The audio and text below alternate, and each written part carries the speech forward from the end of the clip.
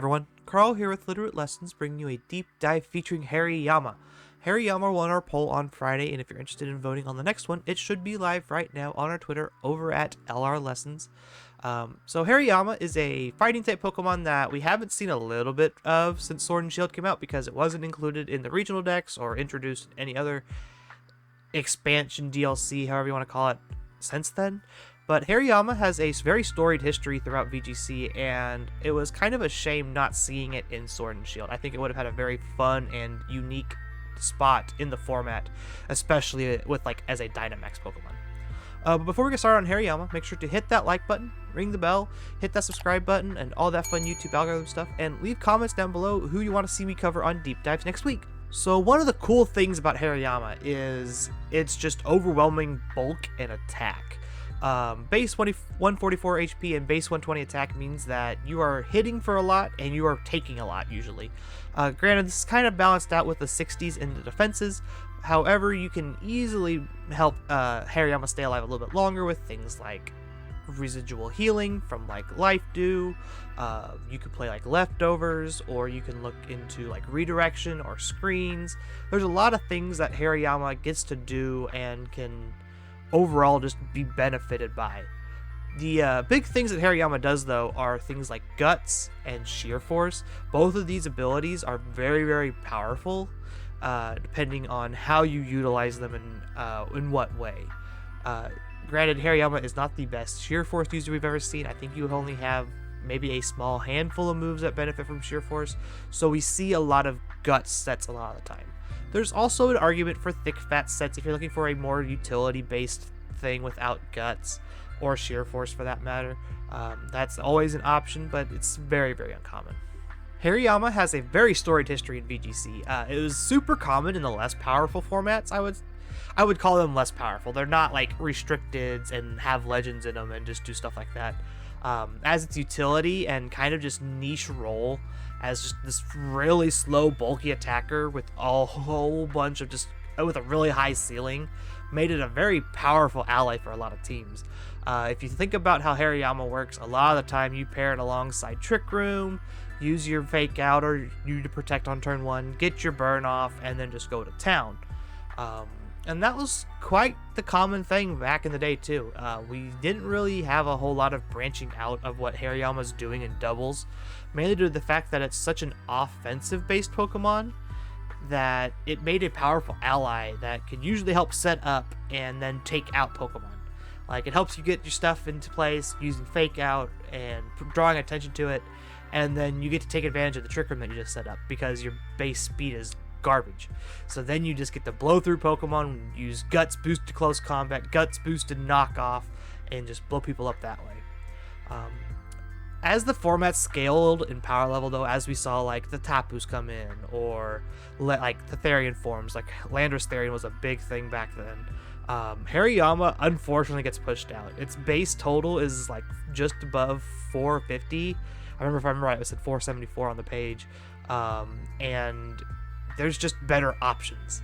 If you're playing against Pokemon in the 600 stat range, against restricteds, you're not going to want to play the base 474 Pokemon. You're going to want to play Hitmontop, who has the same kind of coverage plus has Intimidate. Or you're going to want to play with Conkeldurr, because Conkeldurr can take hits and is just really, really bulky. So unfortunately for Hariyama, it suffered from a lot of things that Pokemon suffer from, which is power creep. So it just kind of fell out of favor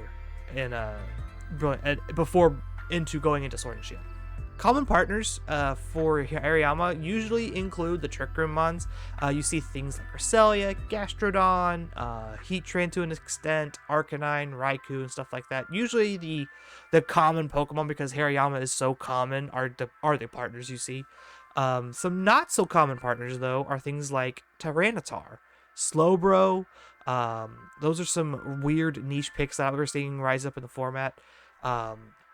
Slowbro is very, very interesting because it has access to Flamethrower, so it makes it a very great steel counter, being able to resist that steel type stab and kind of just take it out, while also being able to set Trick Room. So it's cool seeing that some of these weirder niche Pokemon are starting to rise up in value. But overall, Hariyama just really likes Trick Room. That's the one saving grace that keeps Hariyama in this game is Trick Room. Being that base 50 speed means that you need a ton of help, and this is the only way you really get to play it. You can play the non-Trick Room sets, which we'll talk about a little bit later, but a lot of what Hariyama requires is Trick Room and real good like healing support, because you just take so much incidental damage. Looking at the metagame breakdown, we see Fake Out and Close Combat are both 100%ers. Not surprised. The Pokemon that just wants to set up and take Pokemon out is going to run the most powerful moves it has, which are in this case Fake Out and Knockoff and Close Combat. All three of those are just very, very good options for Hariyama, and then it kind of just falls apart where you could Protect versus Detect, or do you want to run Feint and just get people? I've seen Facade a little bit. Facade because you burn yourself, and then you have Guts boosted Facade, and it's nasty. Like I said, and for common items, we almost always see Flame Orb. There's like the 1% that use Toxic Orb because the damage is weird that way. I think Toxic Orb evens out after like 3 or 4 turns compared to Flame Orb. So it just depends on how fast you want to die. Is the situation there. You also could play Sheer Force Life Orb. That is a combination that does work. It's just you're going to struggle trying to find moves to use for Hariyama. Speaking of move sets, we have our first set here. This is the standard Flame Orb Guts Brave set. This is min speed. You maximize attack, maximize HP, put your 4 extra in special defense, Fake Out, Close Combat, Knockoff, Detect. When you see Hariyama on an opponent's team, this is almost always what you're going to expect. This is just super standard. Just do your thing. Next up, we have the Adamant set. So this one's cool.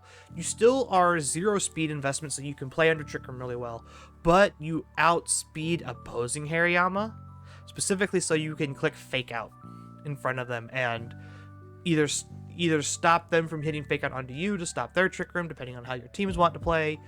You get to do bullet punch things.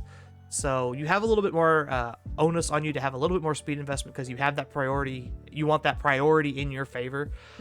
You aren't running max attack. Instead, you run some HP and a lot in special defense so you can take a couple hits. And then Adamant Guts boosted whatever, still going to do a chunk. And lastly here, this is a little bit of a stretch. This is a Sheer Force Life Orb set.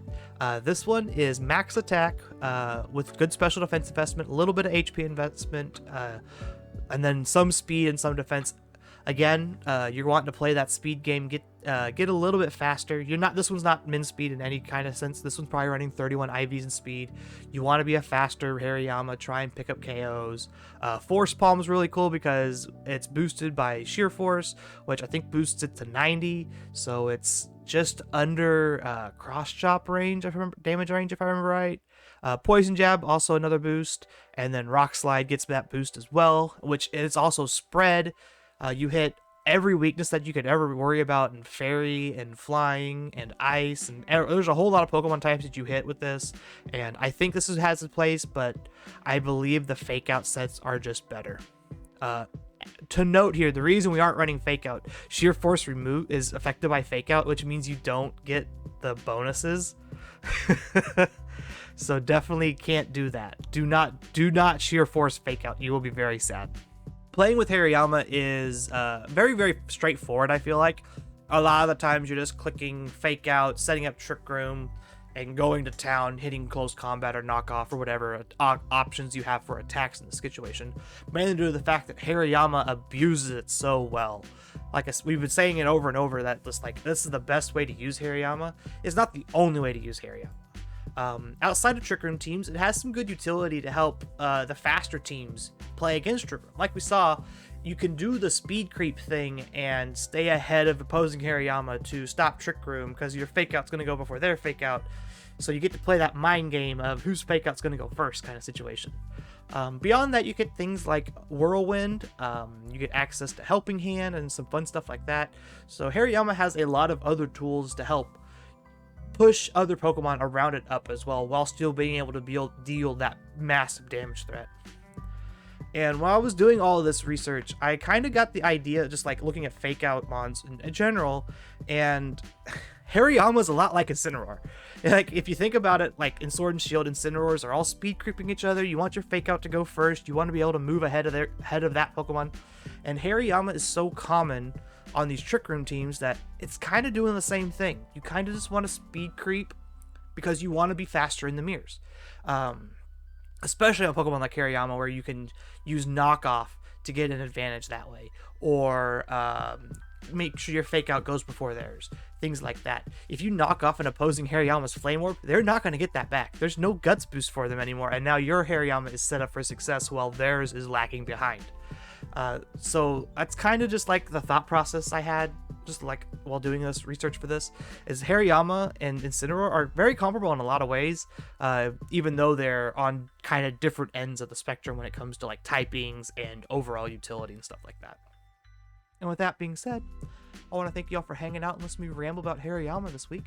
Make sure to check us out on Twitter at @LRLessons. Go vote in the poll. It should be live right now. I think we're doing another BDSP deep dive. I'm not quite sure. With Series 12, I think we might want to like start looking at pairings and stuff. So we might talk about that instead. Check out my co-host at Mr. Missouri25. Check out myself at Musical VGC. Make sure to check out our Discord link in the description down below. Our Discord community is wonderful. We're getting ready to start up our Season 2 of our Little Root Lesson Circuit. That's going to be, I think, open to the public this time around instead of being just on our server. So definitely go check that out there.